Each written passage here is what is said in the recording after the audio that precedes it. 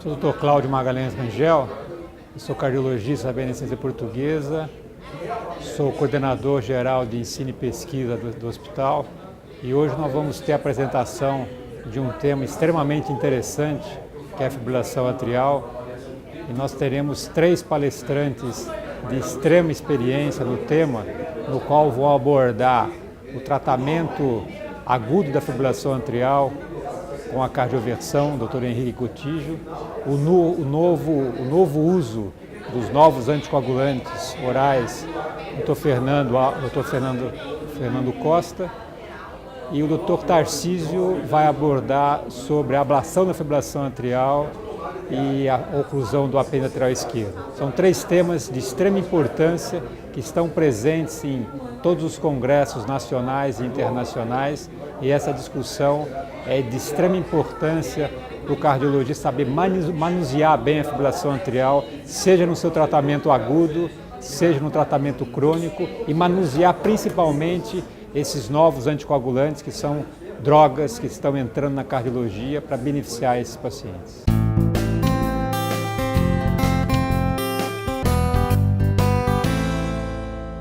Sou o Dr. Henrique Teles Cotijo, sou coordenador do pós-graduação em Eletrofisiologia Clínica Invasiva e Implante de Dispositivos Cardíacos Eletrônicos do Hospital da Beneficência Portuguesa, coordenador do Serviço de Eletrofisiologia Clínica Invasiva do Instituto de Arritmias Cardíacas do Hospital da Beneficência Portuguesa, especialista em Cardiologia e Eletrofisiologia e membro habilitado do DECA. E hoje nós vamos falar sobre a fibrilação atrial, manuseio da crise ou controle da frequência versus controle do ritmo. Vamos falar um pouquinho então, começando por descrever o que é a fibrilação atrial. Então, primeiramente, a fibrilação atrial ela se caracteriza por despolarizações atriais inaparentes e desorganizadas, de um modo com que o átrio perca sua efetividade de contração.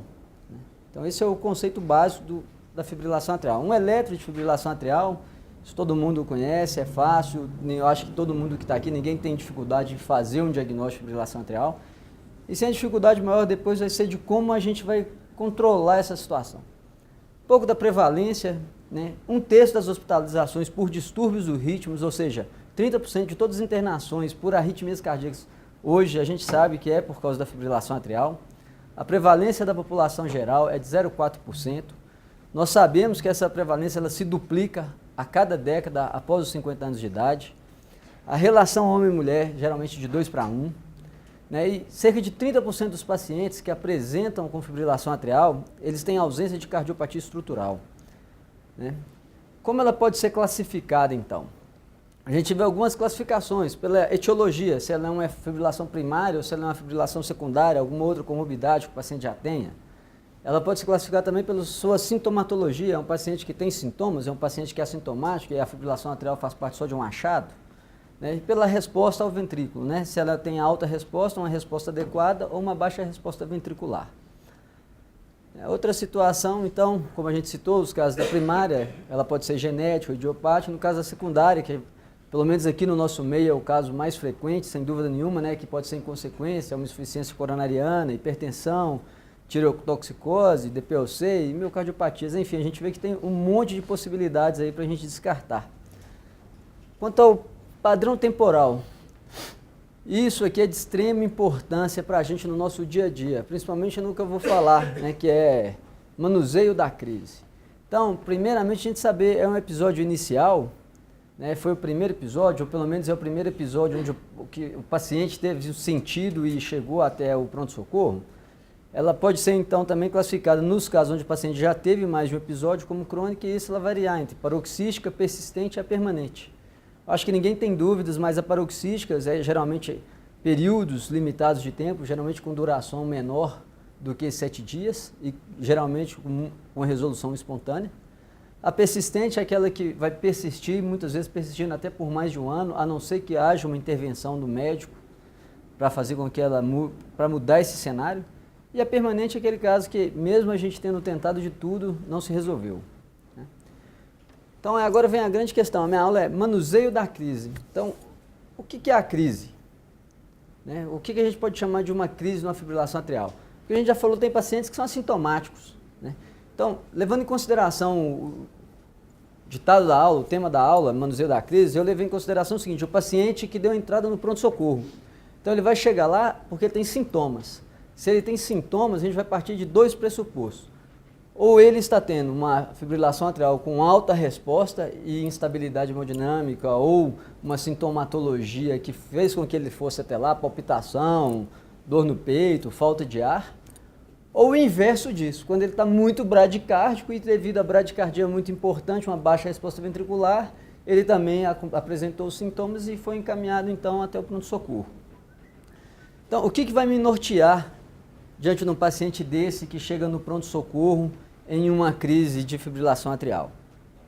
Primeira coisa, estado hemodinâmico do paciente. Isso é fato, a gente tem que avaliar quais são as condições do paciente. O paciente está hipotenso, o paciente está consciente, o paciente está inconsciente, o paciente está chocado.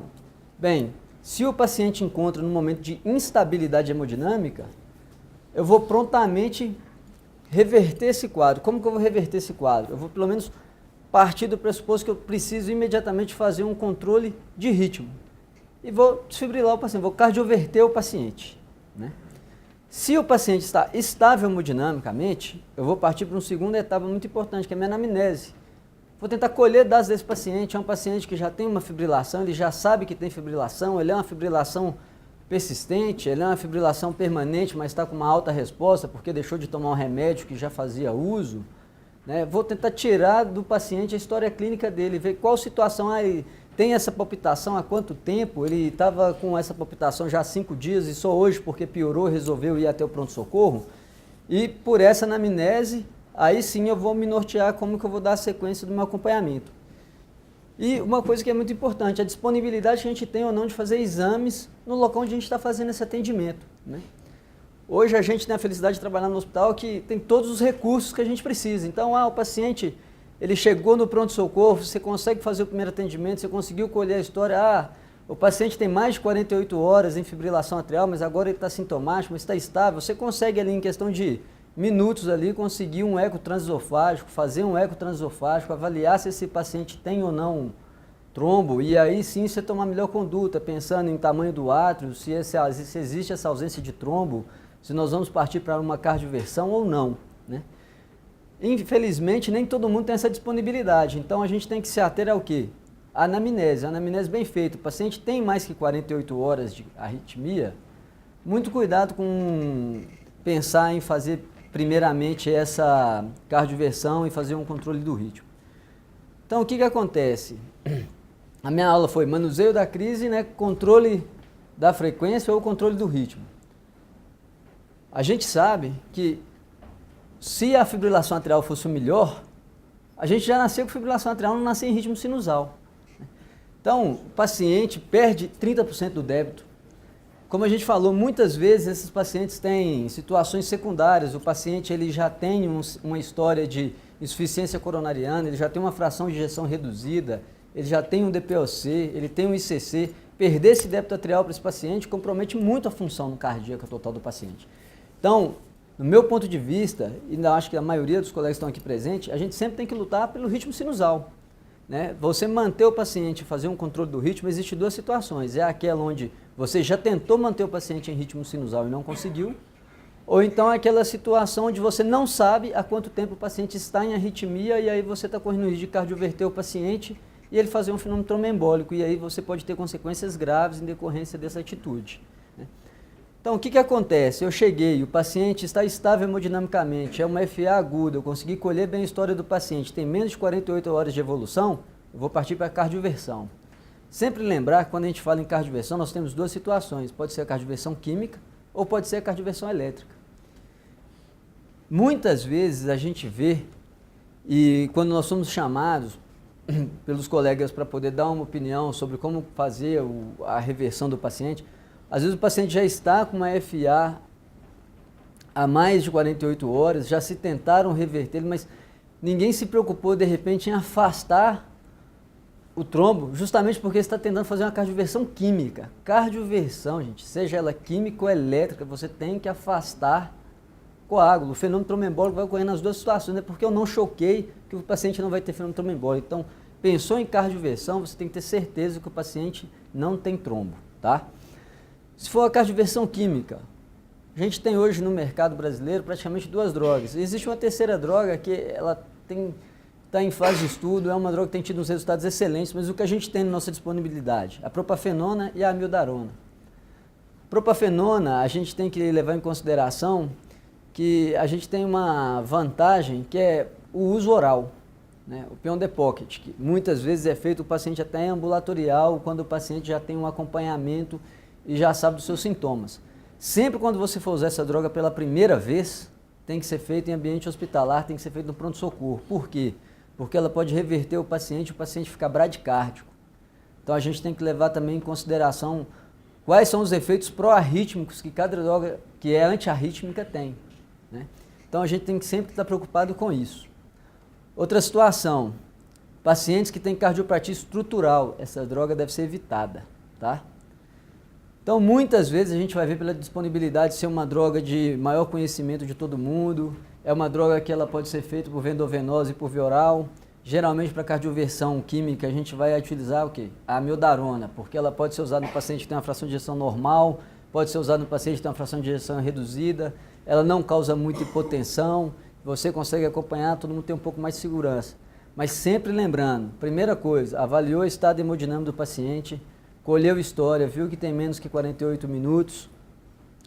horas, e, enfim, se tiver disponibilidade, mesmo assim, eu sou daqueles que joga pelo excesso. Você tem disponibilidade de leque transesofágico, você está dentro do hospital que tem referência, façam.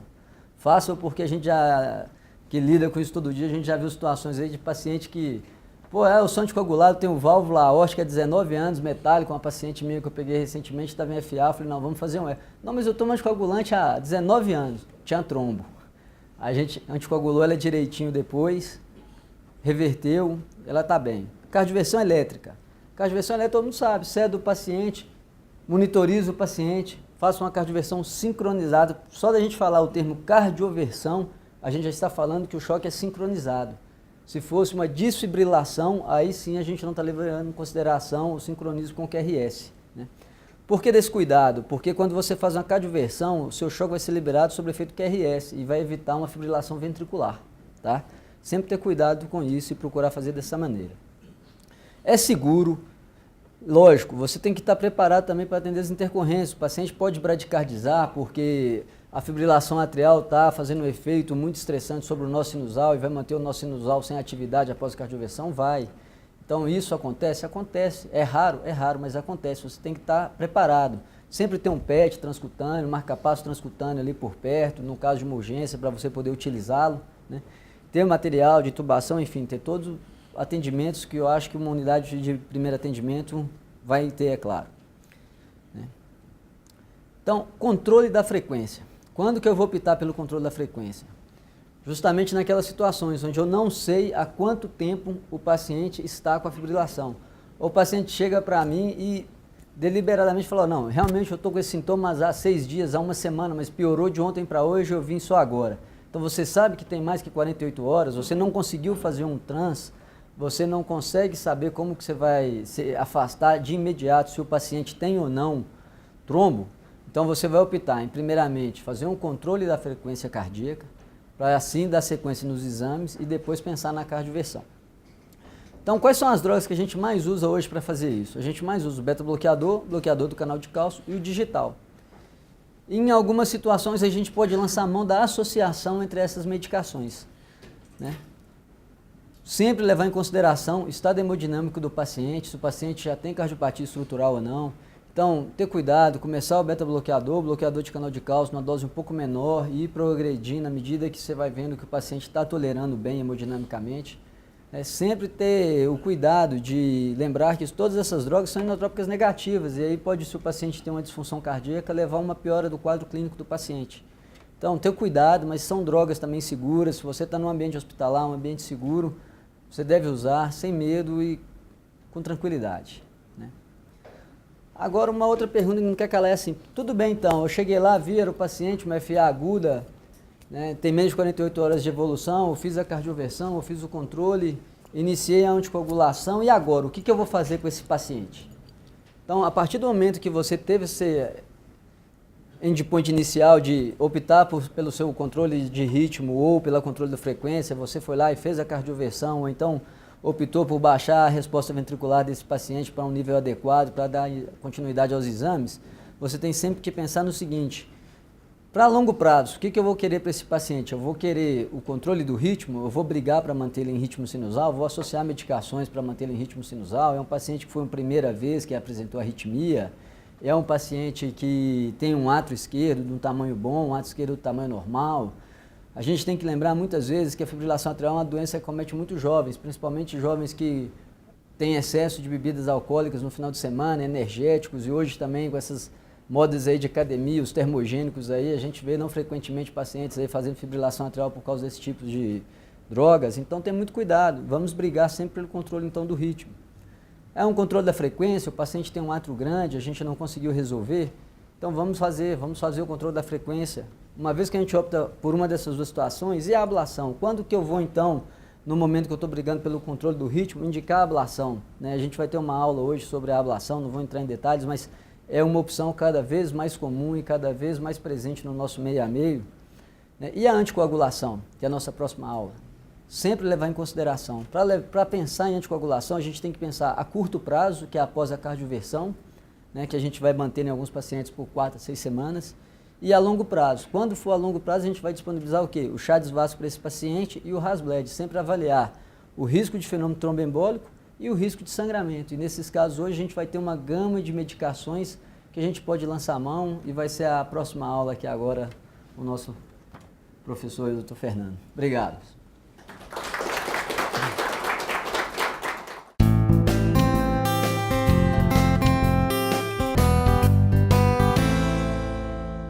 Eu sou o Fernando Costa, médico cardiologista da Beneficência Portuguesa de São Paulo, e hoje vou falar sobre os novos anticoagulantes e a sua prática na cardiologia, desde a história do dicumarínico, da varfarina, até os novos anticoagulantes orais. Essa pintura de Rembrandt mostra o ensinamento da anatomia. O que significa isso? O mestre e o aluno. O que significa isso? Fim de semana, uma observação. Nesse mesmo cenário, alguns anos atrás, trágico, particularmente trágico, foi avaliado uma situação por que esses animais morriam. Portanto, observacionalmente, nos Estados Unidos e no Canadá, observaram que os animais que tinham na sua dieta preferencial trevo de cheiro, tinham problemas de aumento da mortalidade.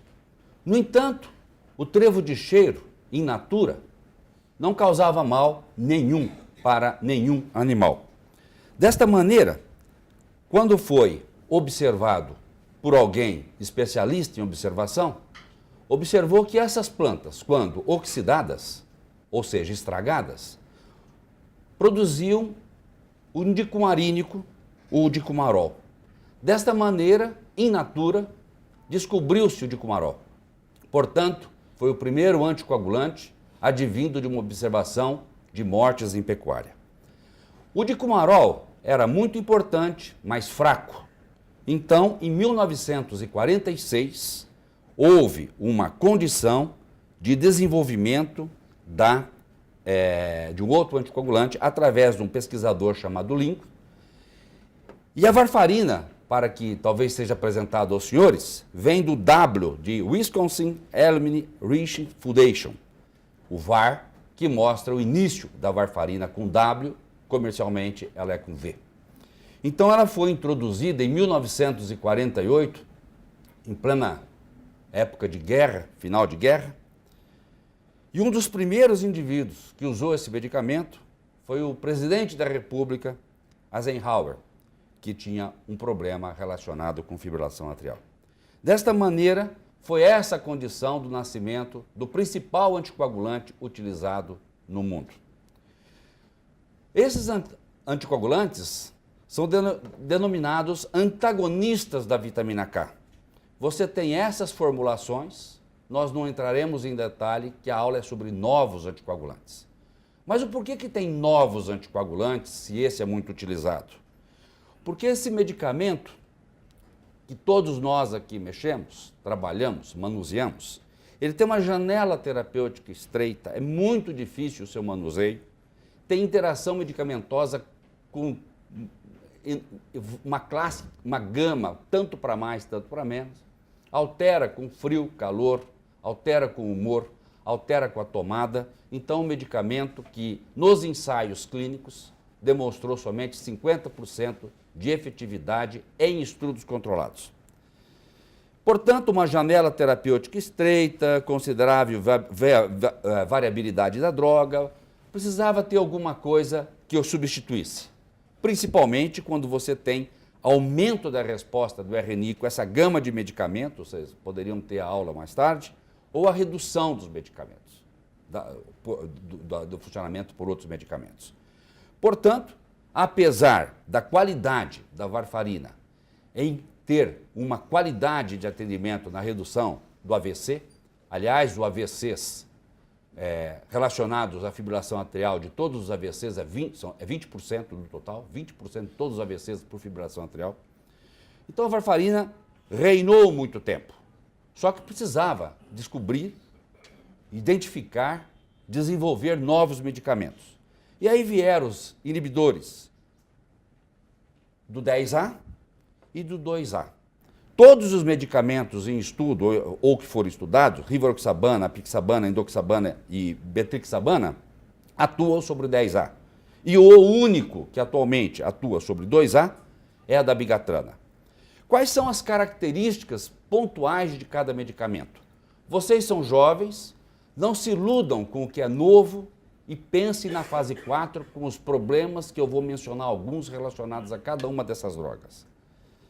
Esses novos anticoagulantes oferecem uma terapêutica melhor, não tendo necessidade de monitorar o INR, não necessitam de preocupações extremas com dieta e com medicações, e esses pacientes se dão a condição melhor de uma aderência medicamentosa e uma condição de um melhor leque para o tratamento da anticoagulação, haja visto que todos os casos mostrou uma efetividade desses novos anticoagulantes quando comparados à varfarina.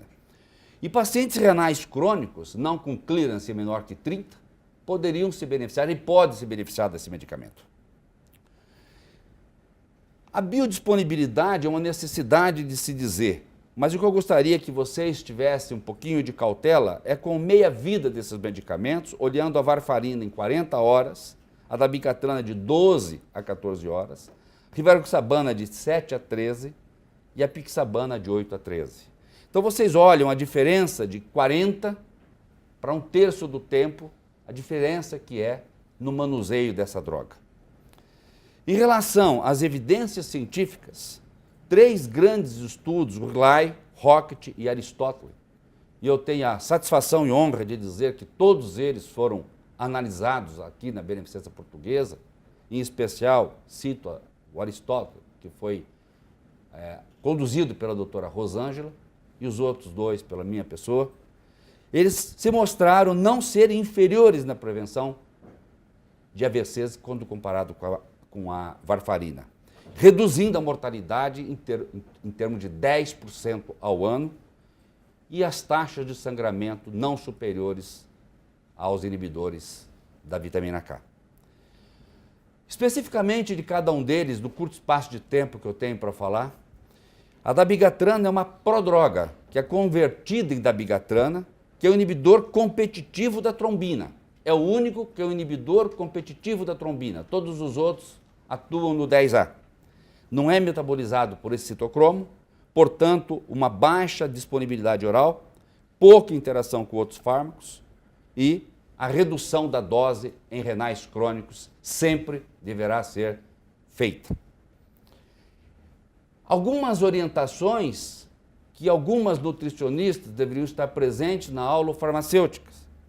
Essa droga tem que ser ingerida intacta, nunca cortada, macerada ou colocada em sonda, porque simplesmente não funciona, perde a capacidade. Portanto, É interessante também saber e ressaltar que a amiodarona aumenta o seu efeito. Então, da mesma maneira que a reversão de uma fibrilação atrial com a amiodarona, excelente droga, você tem que questionar o aumento e cuidados com taxas maiores de sangramento. E a rifampicina inibe este efeito.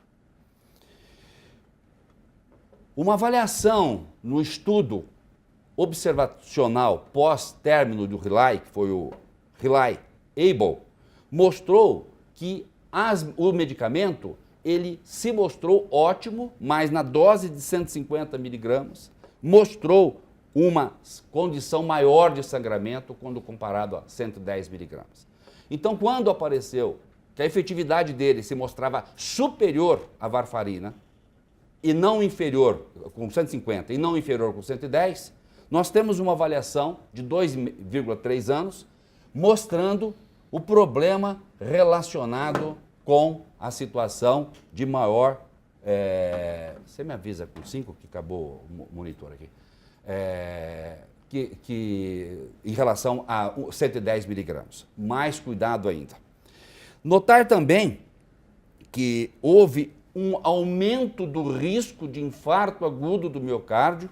Isso já foi publicado nos arquivos de medicina e na JAMA para pacientes com doença coronária. Então, são medicamentos muito bons, mas a fase 4 desses medicamentos mostram já alguns problemas. Em relação à rivaroxabana e a apixabana, são drogas ativas, não necessitam conversão em prodroga, ligam competitivamente ao 10A e é metabolizado no citocromo. Portanto, pacientes com insuficiência hepática não deverão utilizar este medicamento sobre hipótese alguma. Em relação, esse slide resolveu entrar antes da jogada, então nós vamos pular esse slide. Rivaroxabana e apixabana podem ser esmagados, podem ser usados através de sonda. Portanto, se os senhores tiverem um paciente nessas condições, nunca macerem a dabigatrana e podem amassar a rivaroxabana e a apixabana.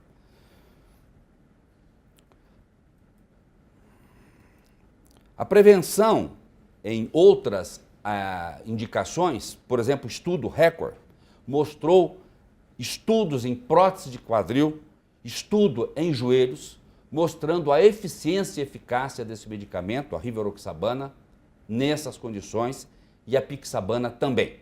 Hoje, para o tratamento de embolia pulmonar, que ficou muito mais fácil do que na nossa época, você trata exclusivamente com rivaroxabana, desde que esse paciente não tenha clearance menor do que 30 e já aconteceu acidentes graves com pacientes renais crônicos, dialíticos, tomando esse medicamento, não se aplica. O estudo Einstein, portanto, mostrou, em relação ao tratamento de tromboembolismo, uma relação de eficácia superior ou semelhante à heparina. Por que superior? Pelos baixos efeitos colaterais, mostrando uma 82% na recorrência de problemas em relação a recidivas. O estudo Amplify mostrou que a apixabana também foi eficiente e excelente na prevenção de TEV, e aqui mostrando todas as outras orientações relacionadas com a apixabana. Portanto, a apixabana e a rivaroxabana vêm com outras indicações, sempre questionáveis na prática médica na fase 4, haja visto o problema grave que esses medicamentos impõem quando há um mau conhecimento da cascata de coagulação e quando há um mau conhecimento das interações medicamentosas. Prestem bem atenção e saiam daqui com esta mensagem. A única droga que tem uma condição de antídoto é a heparina não fracionada. Todas as outras drogas não possuem nenhum tipo de antídoto. O antídoto, portanto, é fator de coagulação, plasma fresco, vitamina K, que é lento para fazer o efeito, e reza, porque as situações são dramáticas. A gente, no meio, há 30 e tantos anos, já presenciei situações muito dramáticas por intoxicação por esses medicamentos. Não há antídoto específico, tá? Existe agora o desenvolvimento do anticorpo monoclonal contra a dabigatrana, que é uma situação que está em fase 2 para 3 de desenvolvimento. A hemodiálise, ela é efetiva para remover 60% da dabigatrana, mas a rivaroxabana e a apixabana não são removíveis por hemodiálise. Então entendam bem, dabigatrana, que é removido por diálise, tem um desenvolvimento do anticorpo antimonoclonal. É importante que, em casos hemorrágicos severos, você tem que ter o tempo de coagulação, tempo de protrombina diluída, enfim, avaliar a condição do antifator 10A. Manejos do sangramento é dramático, os UTIstas, os intensivistas avaliam essas medidas de suporte, reposição de plasma fresco e sangue para tentar a sobrevida do paciente. E se ele estiver tomando dabigatrana, você pode se lançar em relação à hemodiálise. Os outros dois não adianta. O endoxaban, o Engage, também é um novo anticoagulante, também foi estudado nessa casa. É um medicamento que vem com força grande e inclusive com antídoto em desenvolvimento.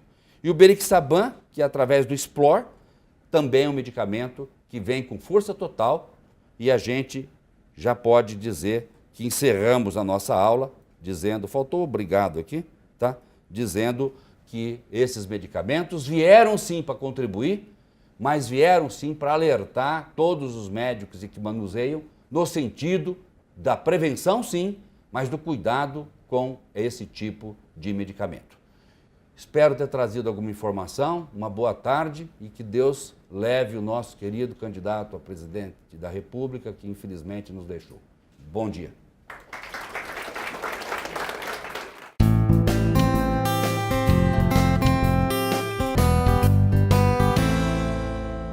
Eu sou o Dr. Tarcísio Vasconcelos, eu sou responsável pelo setor de eletrofisiologia da Clínica de Ritmologia do Hospital Beneficência Portuguesa de São Paulo.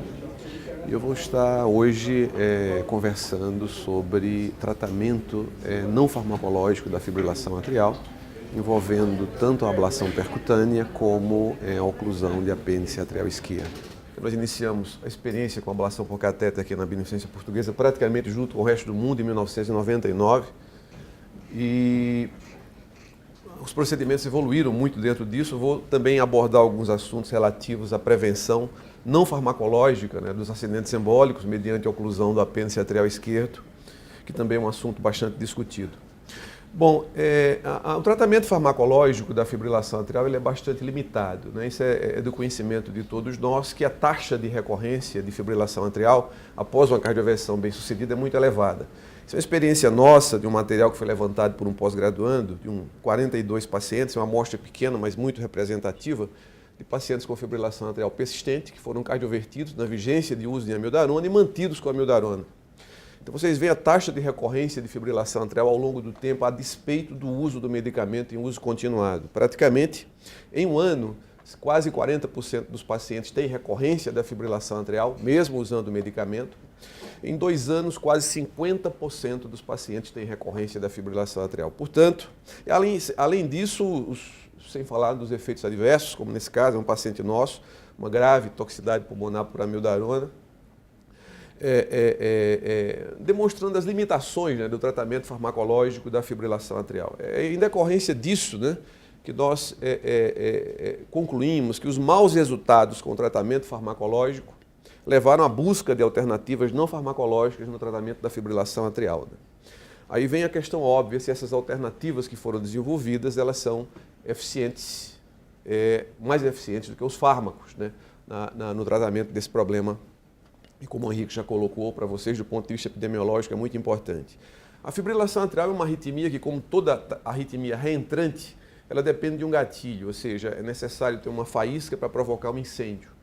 E isso é um caso bastante representativo de um paciente nosso de 35 anos, com um coração estruturalmente normal, que vocês observam que em ritmo sinusal, de repente ele entra numa fibrilação atrial e essa fibrilação atrial ela é precedida por um gatilho, por uma ectopia, por uma faísca que interage com o miocárdio atrial, levando à fibrilação atrial.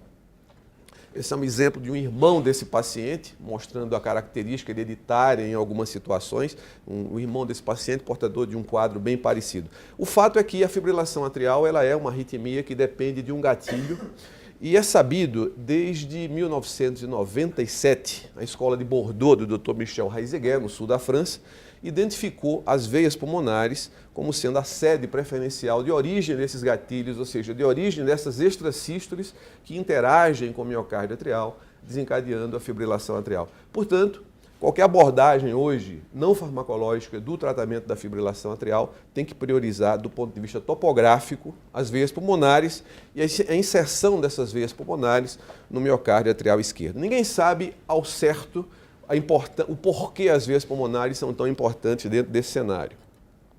Existem várias hipóteses, uma delas é de que, do ponto de vista embrionário, essas traves musculares do miocárdio atrial que se inserem no interior das veias conteriam células com alta capacidade automática que desencadeariam a fibrilação atrial. Entretanto, existem outros fatores também agregados, eu não vou entrar em detalhes, eu não vou ter tempo para isso aqui, que é na região, no entorno da inserção das veias pulmonares, que propiciam, na verdade, tanto a manutenção como a deflagração da fibrilação atrial, enfatizando apenas um pouco os chamados plexos ganglionares. Existe uma grande inervação ganglionar nessa região de junção das veias pulmonares com o miocárdio atrial.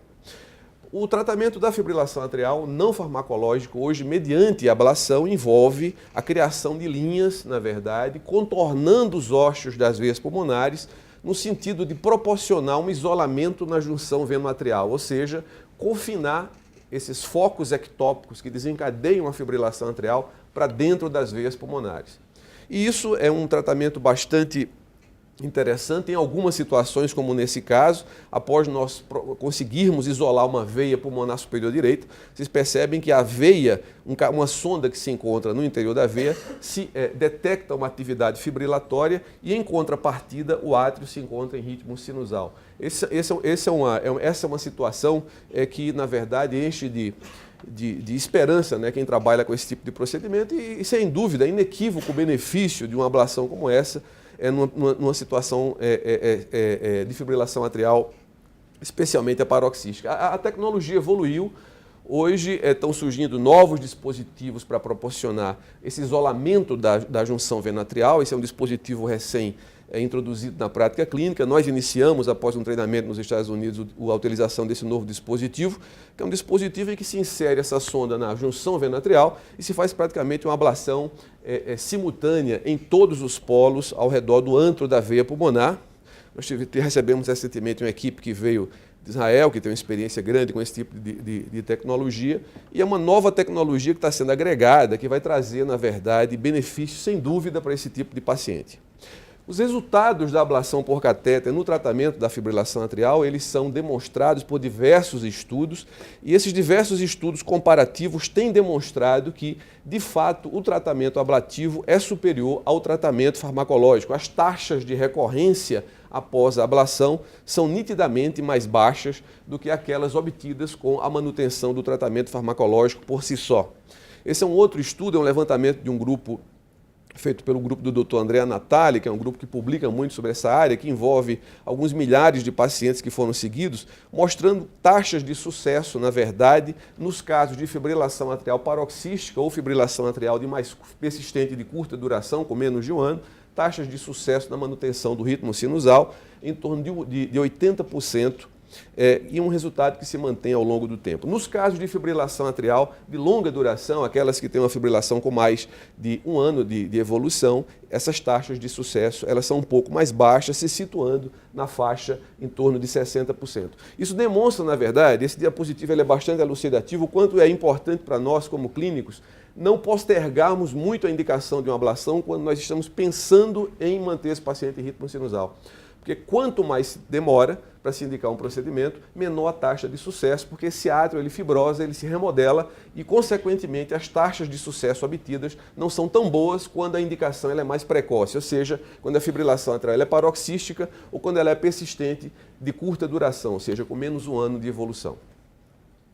Os problemas da fibrilação atrial no que diz respeito às complicações se reduziram drasticamente. Hoje em dia, um dos grandes desafios que restam em termos de complicação é a chamada fístula átrio-esofágica, as lesões esofágicas, porque o esôfago ele passa muito perto, né, do átrio esquerdo e na construção dessas linhas no interior do átrio esquerdo podem se formar fístulas comunicando o átrio esquerdo ao esôfago com óbvias, né, complicações gravíssimas, né?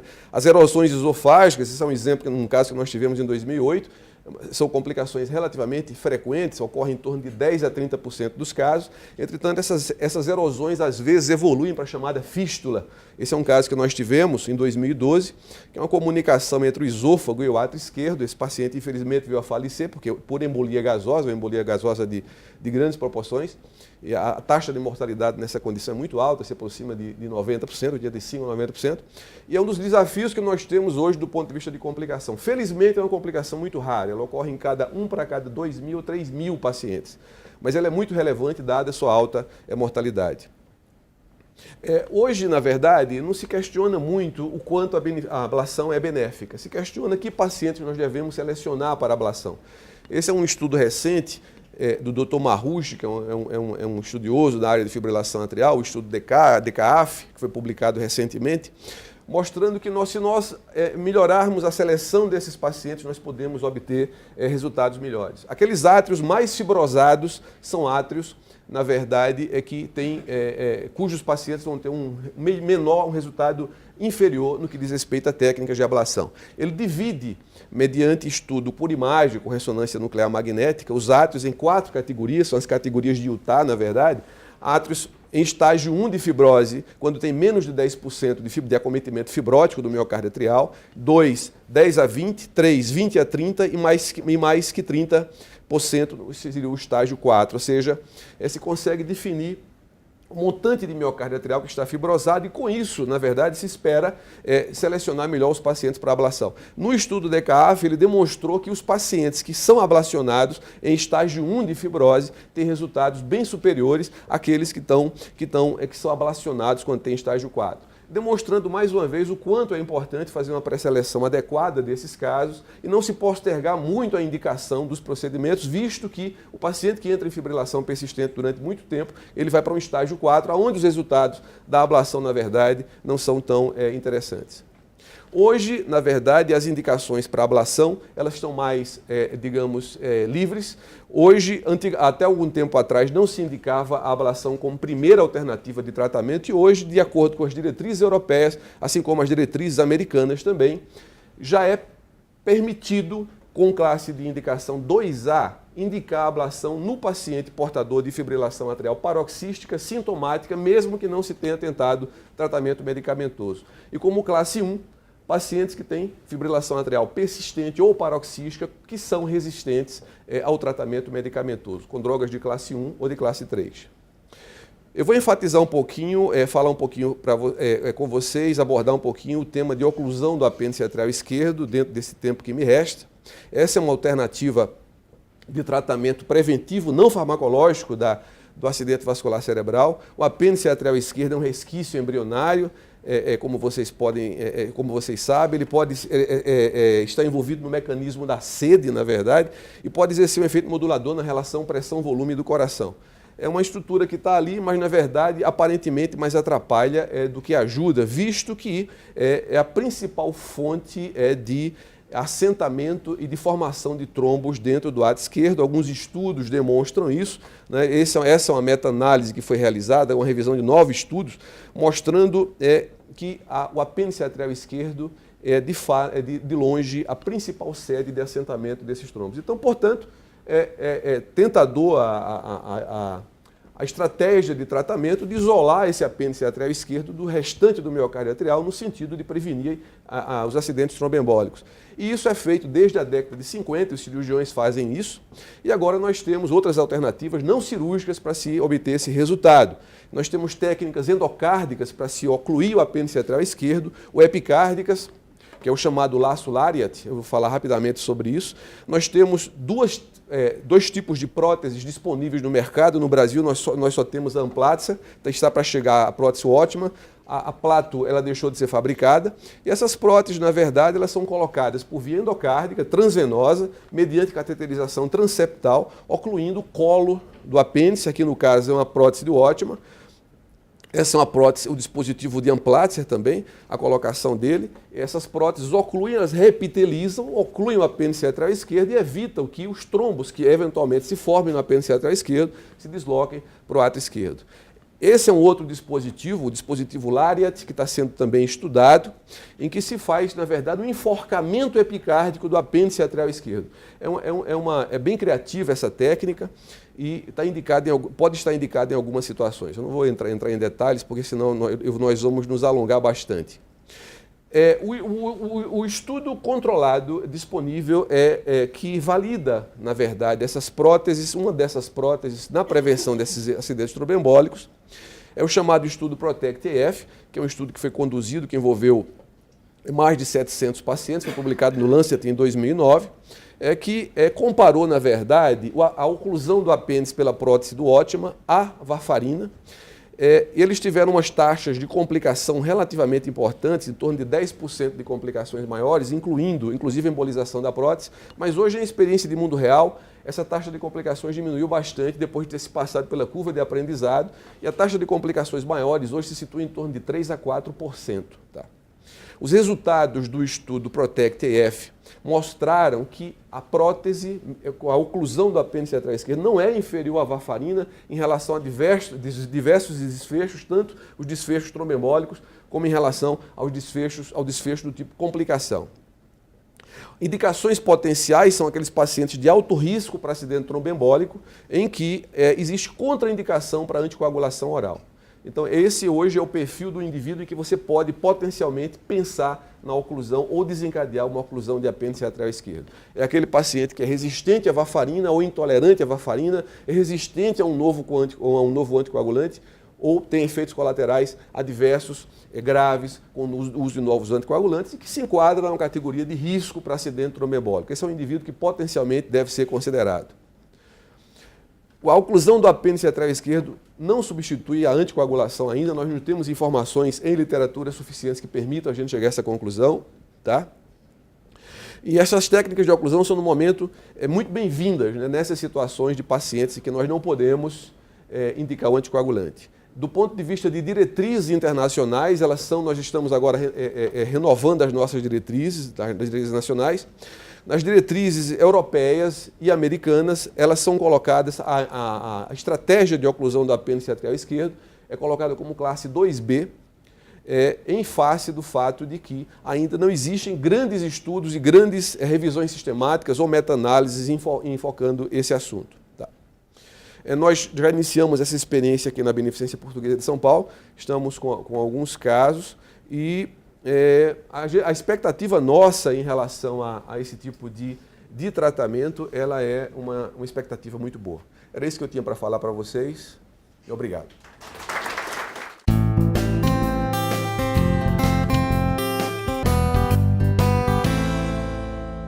Com o aparecimento dos novos anticoagulantes, todos vocês estão tranquilos em abandonar a varfarina em casos realmente que pacientes não valvulares e usar somente os novos anticoagulantes, ou ainda existe algumas coisas a serem esclarecidas em relação aos efeitos colaterais dos novos anticoagulantes? Bem, eu estou bastante confortável, tenho usado bastante, acho que vem acrescentar muito no nosso dia a dia, facilitando muito. Eu acho que o paciente também se adere muito mais ao tratamento, e isso eu acho que é uma grande vantagem e um grande benefício a nosso favor. A posologia é simples, quando a bigratana eu tive um pouco mais de dificuldade, geralmente causa muita irritação gastrointestinal, eu tenho usado menos, mas, enfim, eu tenho tido bom resultado e estou gostando bastante, tenho usado muito. Bom, a gente está no mundo real agora, com a experiência com esses novos anticoagulantes, como o Fernando colocou. Né? A gente está começando a ver como é que vai funcionar. Os resultados de estudos controlados foram muito bons, mas os estudos, como o próprio nome diz, são controlados. Então, envolve uma população bem selecionada e muito bem pré-selecionada e muito bem acompanhada. E a experiência em mundo real nem sempre corresponde àquilo que a gente observa nesses estudos de fase 3. Né? Os resultados que nós temos tido na prática clínica são bons, né? Entretanto, eu ainda, nesses pacientes que fazem uso regular de varfarina, que se encontram bem controlados, eu continuo utilizando varfarina. Quer dizer, nos novos pacientes que nos chegam, ou nos pacientes em que eu tenho dificuldade, obviamente, de controlar com varfarina, a opção sempre é um novo anticoagulante. Lembrar que existem alguns cenários em que a varfarina é insubstituível. Tá? Próteses valvares, a fibrilação atrial reumática, a varfarina é a droga de primeira eleição. Nós temos pego em consultório pacientes reumáticos usando varfarina, isso é errado. A gente não sabe se os mecanismos de trombogênese do reumático são os mesmos do não reumático. Isso é uma observação muito importante para o clínico. Segundo, cenários de insuficiência renal grave. Nenhum desses novos anticoagulantes foram testados em situação de insuficiência renal grave. Do ponto de vista farmacocinético, a apixabana aparentemente é a droga mais segura, porque tem o menor clearance de eliminação renal, em torno de 27%. Mas também não foi uma droga testada em cenários extremos de insuficiência renal. Pacientes com clearance menor que 30, elas não são seguras, menor que 15 são contraindicadas. A dabigatran é menor que 30.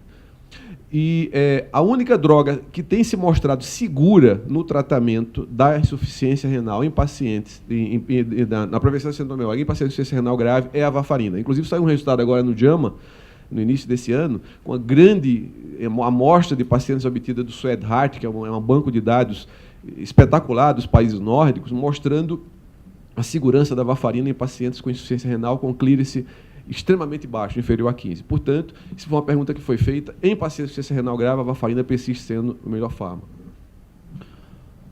No mundo real e nos países desenvolvidos, existe uma resistência grande para o médico trocar a varfarina pelos novos anticoagulantes. Tanto é que ele não decolou e continua sendo de alta prescrição a varfarina. O que se desenvolveu por causa disso são os aparelhos para monitorar a varfarina, o INR domiciliar, o que facilita muito a vida do paciente e, principalmente, o manuseio com o médico, porque é uma dificuldade muito grande pedir o INR hoje para obter o resultado daqui 3, 4 dias em alguns laboratórios. Não é o caso da nossa casa, que faz em 40 minutos. Portanto, esses novos medicamentos são muito bons, mas vocês olharam e viram que tiveram a coragem de fazer isso em paciente valvar, com pacientes japoneses, e houve um aumento de AVCs em torno de 60% no grupo que tomou a dabigatrana comparada à varfarina. Não se aplica em absoluto. Deixei 2 mensagens aqui em relação à intoxicação, que a única droga que é removível através da diálise é a dabigatrana, os outros 2 não. E para macerar o comprimido, só a rivaroxabana e a apixabana e não a dabigatrana. Portanto, de tudo, complementando que os 2 que já responderam muito bem, por sinal, eu digo que a varfarina continua reinando, é um reinado pobre e é muito boa medicação. Mas vocês têm que ter a consciência que 50% dos pacientes que vocês estão dando varfarina não estão anticoagulados. E estão anticoagulados para menos. Então, estão com os riscos de ter um AVC. Evidentemente, novos estudos e provavelmente o indoxaban vai suprir essa necessidade e talvez nos traga um alento melhor do que aquilo que nós temos. Mas a varfarina continua sendo, de longe, mas de muito longe, o medicamento mais utilizado de todo mundo. E aqueles pacientes que têm as dificuldades, por causa que o INR é muito lábil, dificuldades para adaptação, evidentemente que a rivaroxabana, a indoxabana e a apixabana e o dabigatrana são medicamentos da escolha. A prática de cada um vai definir o que vocês prescrevem. Eu, particularmente, tenho a minha opção, não preciso relatar, cada um que tem a sua com o passar do tempo. Doutor Vitor Haddad. Eu queria parabenizar a mesa, nós conseguimos aí em pouquíssimo tempo fazer uma revisão de alto nível sobre fibrilação atrial, manuseio, conduta.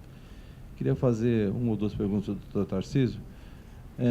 Você me falou no seu slide lá que os pacientes, se chamou nível 4, né, tinham maior incidência de da volta da fibrilação atrial. Até que ponto o tamanho do átrio esquerdo compromete o retorno à fibrilação atrial nesses pacientes que você consegue fazer a ablação? E você já tem algum caso, ou é feito rotineiramente a ablação com a oclusão do apêndice atrial esquerdo? Em relação à questão da fibrose atrial, esse grupo do Marruch é um grupo que está estudando muito isso, em que eles elaboraram essa classificação de Utah, em que eles realizam cortes tomográficos do átrio esquerdo e estimam a magnitude de fibrose. Então, esses pacientes que têm uma fibrose maior que 30%, em tese, têm um resultado pior. O grande problema em se estimar fibrose, na verdade, é porque esse software que foi incorporado e desenvolvido pelo grupo do Dr. Marruch para estimar a fibrilação atrial não está conseguindo ter reprodução pelos outros serviços. Eu, inclusive, até cheguei a conversar com o pessoal da MedImagem aqui na Beneficência Portuguesa, eles estão até bem familiarizados com esse estudo DECAF, mas não existe ainda tecnologia, um tanto blindada o software que é capaz de reproduzir essas imagens bonitas que o Dr. Marruch mostra. Inclusive, no Congresso Americano, eu tive agora, isso foi muito discutido. Alguns outros grupos, um grupo alemão do Dr. Cook, que publica muito a respeito de fibrilação atrial, ele criticou duramente o Dr. Marruch, porque ele não está conseguindo ter esses resultados que o Dr. Marruch consegue ter, né, no que diz respeito à obtenção dessas imagens. Então, isso é um assunto que está sendo muito discutido, se de fato nós podemos confiar nessas informações. O tempo vai mostrar isso. Agora, a gente sabe que, na verdade, os pacientes de átrio mais doentes são pacientes que têm resultados piores, né? Do ponto de vista de tamanho de átrio esquerdo, o diâmetro atrial esquerdo, medido classicamente pelo ecocardiograma, esse diâmetro anteposterior, não é um bom parâmetro de avaliação para dizer se o paciente vai ser mantido ou não em ritmo sinusal. Habitualmente, a gente tem usado o volume indexado pela superfície corpórea, considerando como um nível de corte para considerar com resultados bons quando esse volume indexado ele é inferior a 131. Valores acima disso, por metro quadrado de superfície corpórea, são níveis de volume indexado em que os resultados do procedimento eles são sofríveis. Tá? É basicamente isso. E a outra, em relação a... sim. Isso é uma tendência que alguns serviços estão tendo. Nós, particularmente, não fizemos isso por uma razão muito simples ainda, pela questão do custo. Porque essa prótese é uma prótese muito cara, ela está custando cerca de 35 a 40 mil reais.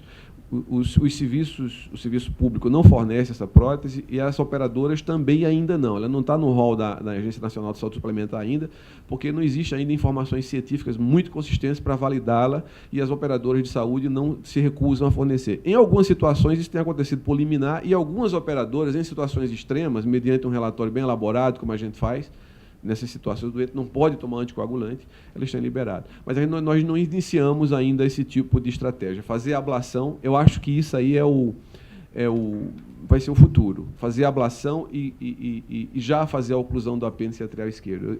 A impressão que eu tenho é que a gente vai trazer muito benefício para esses pacientes usando esse tipo de estratégia.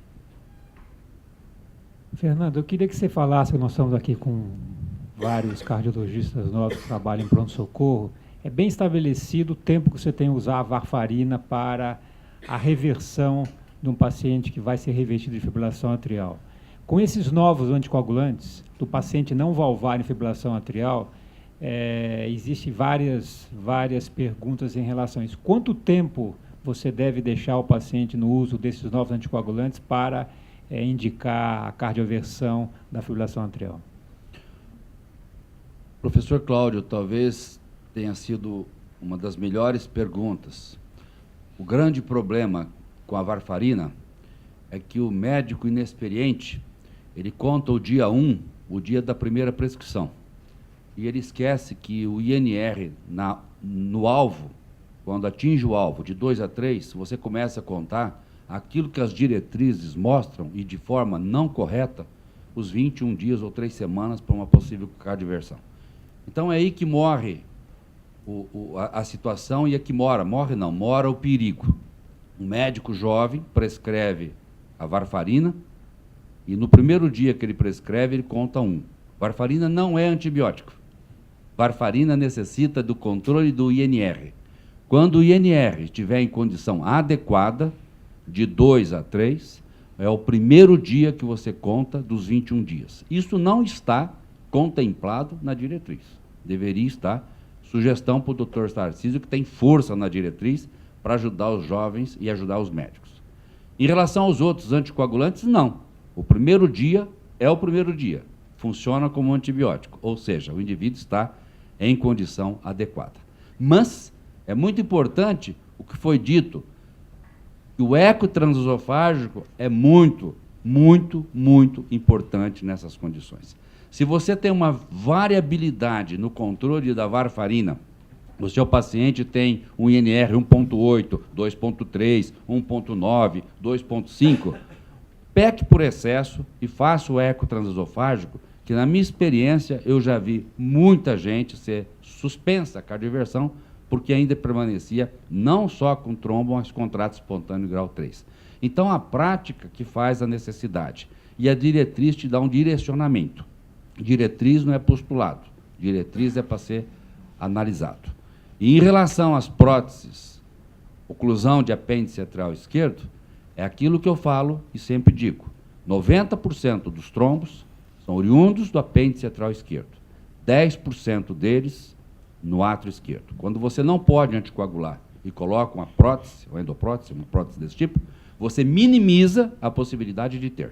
É o equivalente a você ter um Chades-Vasque lá de baixo para um Chades-Vasque menor, mas não diretriz. Então, se algum dos senhores indicar essa endoprótese para algum paciente, o senhor diz, eu estou minimizando a possibilidade de ter um AVC.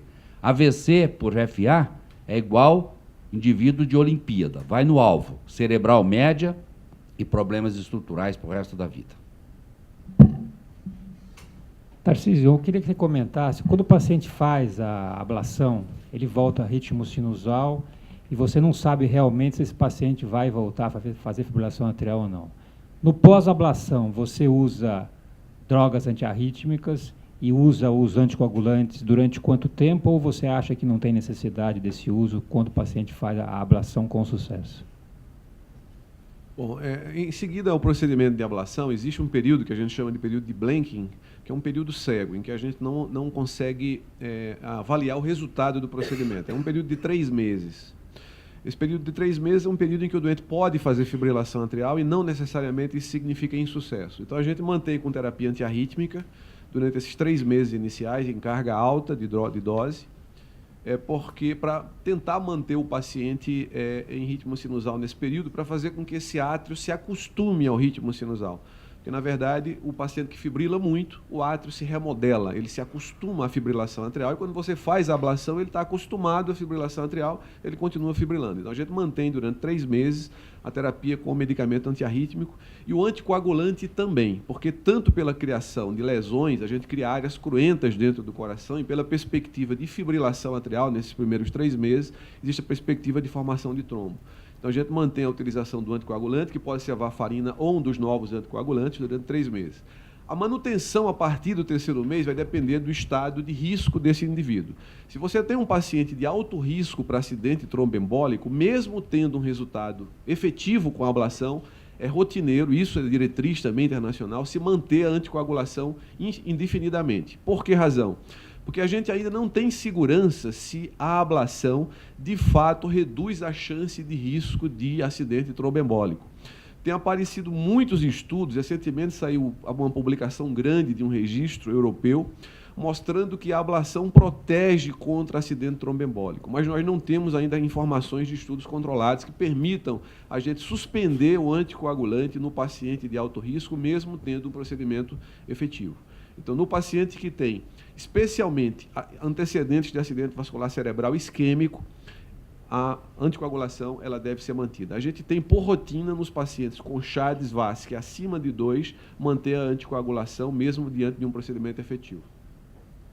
Doutor Tarcísio, queria só fazer uma pergunta a respeito de, durante o procedimento da ablação, vocês têm usado os novos anticoagulantes orais? O paciente que vinha tomando, manter ele e fazer a ablação com ele? Não, ainda não. A gente, inclusive, está revendo isso agora, que estão aparecendo umas publicações. Uma pergunta interessante, porque Normalmente esse é um dilema. O paciente está anticoagulado, vai fazer ablação. A conduta usual era suspender o anticoagulante, fazer uma ponte com heparina de baixo peso e fazer o procedimento. Alguns estudos têm mostrado que essa estratégia, comparativamente a manter a varfarina, né, a manutenção da varfarina, implica em maiores riscos de complicações embólicas. Né? Então, a maior parte dos grupos tem mantido a varfarina. A gente ainda mantém ponte com heparina de baixo peso. Mas isso é algo que a gente vai rever, especialmente porque é um assunto muito polêmico, né? E tem tido umas publicações, mesmo com o uso desses novos anticoagulantes, a manutenção do anticoagulante aparentemente é segura. A minha única crítica, eu participei até de uma mesa redonda em que eu era o antagonista a esse assunto e alguém era agonista, e eu aleguei o seguinte, eu disse, olha, eu não espero mais complicações hemorrágicas no indivíduo que é mantido anticoagulado. Porque a complicação hemorrágica principal é o tamponamento. E o tamponamento ele não é fruto do uso do anticoagulante, e sim do você furar o coração. Eu não espero furar menos com o doente anticoagulado ou furar mais. A minha pergunta é, se você pega recruta um universo de pacientes que sangraram, se eu tenho informações suficientes para dizer que o tratamento desse sangramento foi mais efetivo ou menos efetivo se eu mantive ou não o indivíduo anticoagulado. Porque saiu uma publicação grande agora, eu acho que mais de 1.000 pacientes de um banco que eles montaram, mostrando que a taxa de complicações era relativamente baixa. Mas o número de pacientes que foi vítima de sangramento é pequeno. Eu acho que não existe ainda um montante de informações suficientes para que permita a gente dizer, olha, é seguro manter o anticoagulante. Eu tenho resistência a isso, mas é um assunto que eu acho que a gente tem que rever, até porque a gente hoje tem trabalhado com apoio de ecocardiografia intracardíaca, o que facilita bem o tratamento de diagnóstico precoce de complicação e a transeptal também. Né? Bom, esse é um tema muito palpitante, mas nós vamos ter que encerrar a reunião pelo adiantado da hora. Eu agradeço a palestra dos 3 palestrantes, palestras extremamente esclarecedoras sobre o tema, e agradeço a presença de todos. A reunião está encerrada. Obrigado.